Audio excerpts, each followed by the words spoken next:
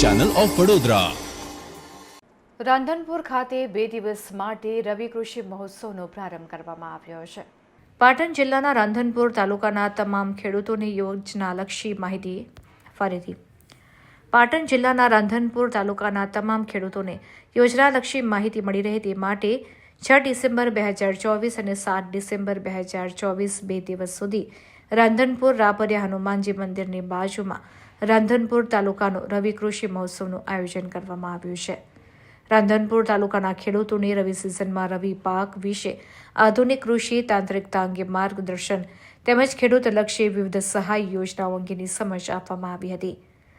આ સમયે ઉપસ્થિત રાંધનપુરના ધારાસભ્ય લવિંગજી ઠાકોર, તાલુકા પંચાયત પ્રમુખ અને BM સરગરા, જિલ્લા પશુપાલન અધિકારી અને વિક્રમ સુવાતર, હારીજ ખેતીવાડી અધિકારી અને રાંધનપુર વિસ્તરણ અધિકારી ખેતીવાડી ભરતભાઈ ચૌધરી, મદદનીશ સંશોધન વૈજ્ઞાનિક CK દેસાઈ, રાંધનપુર તાલુકા વિકાસ અધિકારી, રાંધનપુર પ્રાંત અધિકારી તેમજ તાલુકા પંચાયતના સદસ્યો સહિત મોટી સંખ્યામાં ખેડૂતો ઉપસ્થિત રહ્યા હતા।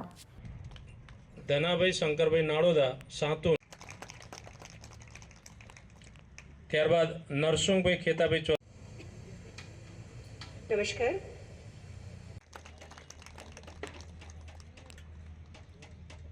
તાળીઓ થોડી વધારે માટે આ કૃષિ મહોત્સવનું આયોજન કરવામાં આવ્યું છે। મંજૂરી હુકમ મળેલ છે નાયતવાળા, એમને પણ વિનંતી છે સ્ટેજ ઉપર આવવા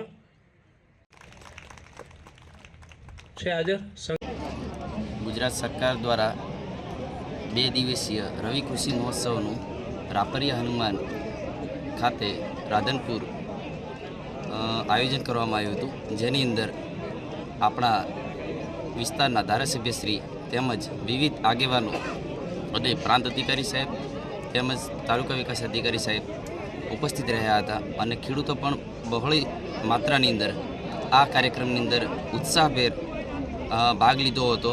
આ કાર્યક્રમમાં કૃષિ પરિસંવાદ સાથે સાથે સ્ટોલની મુલાકાત તેમજ પ્રાકૃતિક મોડલ ફાર્મની મુલાકાત પણ કરવાની છે, જે બપોર બાદનું આયોજન છે અને જેની અંદર પ્રગતિશીલ ખેડૂત છે જે પ્રાકૃતિક ખેતી કરે છે તેમની મોડલ ફાર્મ છે તે ખેડૂતોને બતાવવાના છે।